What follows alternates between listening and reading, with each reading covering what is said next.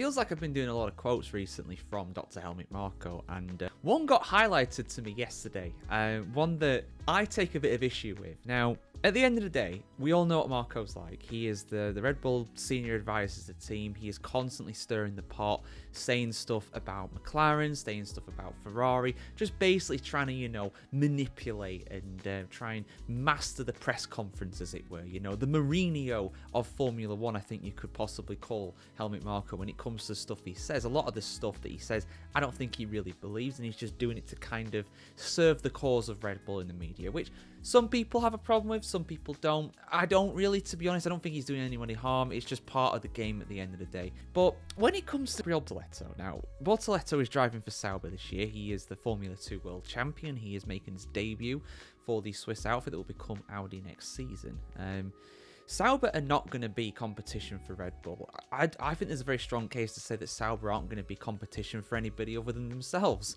I think they're probably going to have the worst car on the grid again this season, but certainly, even if they had a marked improvement over 2024, Sauber are going to be in and around the back of the midfield, There's a real case to say they'll be back markers, but even if you're being generous, 8th, 9th, 10th, that's just where they're going to be, simple as that. But yeah, he's come out with very, insulting comments about Gabriel Bortoleto, and yeah, this is a little bit painful to really read, because at the end of the day, I know the guy. I interviewed him not too long ago. He's a really, really nice kid, and I think he's a supreme talent, and I think he's a real hope for Brazil for the future in Formula One. But let me just read out what's been said here, guys. Now, I don't have an article for this on F1Chronicle.com, but I do have a post on X, formerly known as Twitter, from our F1 Chronicle account on there. So do go follow us at F1 Chronicle if you're on Twitter these days. But let me just read out what's been said, and I'll give my full thoughts on what he said at the end of the video. So has responded to comments made by Red Bull Motorsport advisor Helmut Marko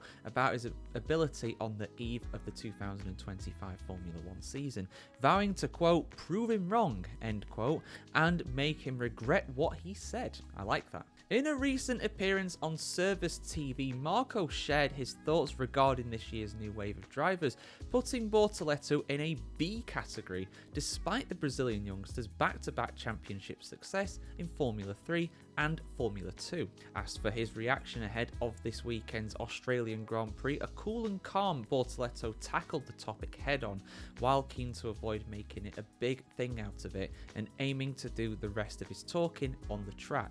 I think Helmut is a guy that is for a very long time in F1, he commented. He has put a lot of very talented drivers in F1 in the past, but he's also put some more drivers that have failed in Formula 1. I have to be honest about him. I've got respect for him, for the achievements with the drivers that he has put into F1. Max Verstappen, for me, is one of the greatest of the sport. Everyone can have opinions. We live in a free world, but I think he has his opinions about me. I think I proved myself to be in F1. I won F3 and F2 as a rookie. Bortoleto continued, I'm going to prove him wrong with time. It's just a matter of time. Nothing I can say to the media right now will change his mind, because he's just talking and talking. The only thing I can do now is head to the track and prove this is my argument and that he is wrong.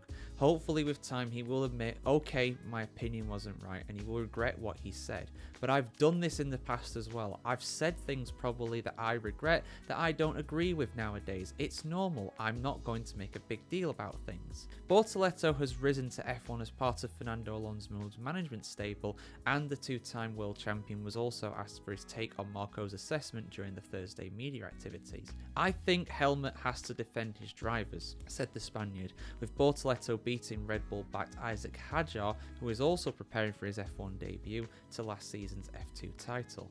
I think the facts are a little bit stronger than Helmut's words. I think maybe it refers to last year's F2 championship with Isaac and Gabriel.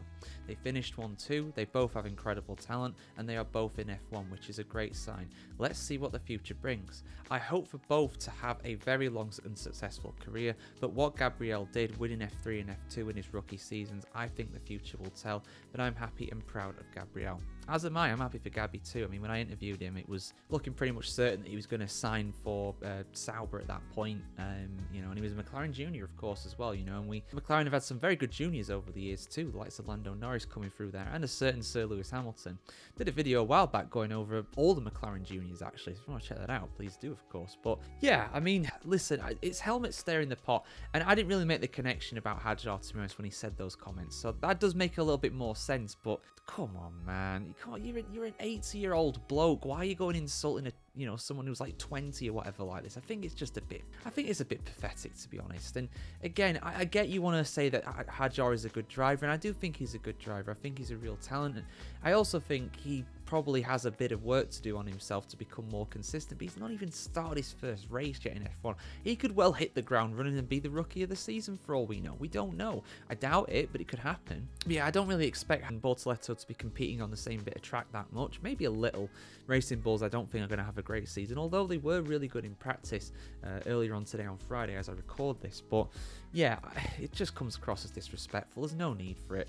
And for what it's worth, I hope he does prove him wrong. I hope he does do well, does Gabriel Bortoleto. In terms of results, in terms of points and things like that, I'm not really expecting much out of him this season. Same with Nico Hülkenberg, who was, of course, vastly more experienced than Gabriel Bortoleto. I think the Sauber is really going to struggle this season. What will be a more telling example of his talent for me will be how he gets on against Hülkenberg this year. If he manages to stay within a reasonable margin of someone who has, 300 race starts or something like that now. He's been going for ages as Hulk. I think that'd be a good season, as long as he's around his teammate. I think that's the main thing. And then next year, hopefully they can push on with the Audi money and, be at least a successful midfield team and able to compete with the other guys in regular points. That'll be the telling of what his F1 career is. So that's just my take on it, guys. I know there's going to be a few people who agree with me and probably some that disagree with me too. But if you want to hear more about Gabriel Bortoleto too, like I said, I did do an interview with him last season with 5 Minutes With, not that long before he got announced as a Sauber driver for